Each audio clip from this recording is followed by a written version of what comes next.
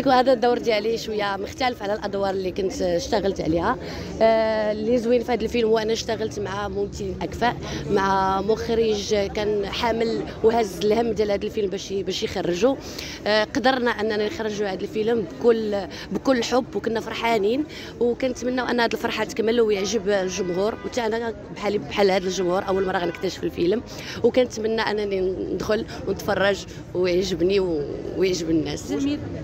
لا هو الفيلم داز بصح جو عائلي، وبصح انه صديق، وكنعرف بانه صديق مبدع ومخرج، ومنين كتب السيناريو وعطاني نقرا عجبني الحال وعجبتني كتجربه ككل، لانه انا سبغي انه صديق ولكن انا مخرج، يعني واخا يكون ماشي كون كان صديق وماشي مخرج ما يقدرش يشتغل انا وياه. جميله بزاف ديال الناس اللي تعاطفوا مع القضيه ديالك، واكيد غيبغيو يعرفوا فين وصلت القضيه دابا انايا كاينه في رفع دعوى في المحكمه، والقضاء غادي ياخذ المجرى ديالو، وكنتمنى خير، وكنتمنى ان القضاء ينصفني. جميل. بالفعل امين ناجي قدم واحد الشكايه هذا انا خبر قريته حتى انا بحالكم في مواقع التواصل الاجتماعي وفي الصحف.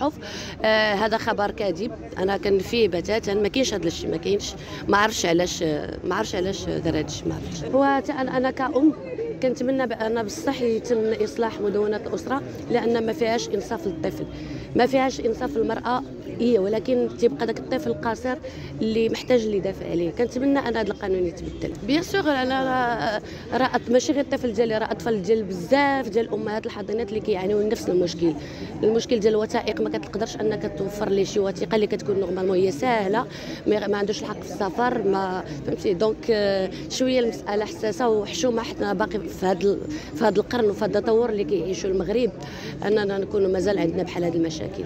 والله خويا الا تاثرت، ما نكذبش عليك، بصح الموجه ديال كل شيء غالي، فريمون كل شيء غالي.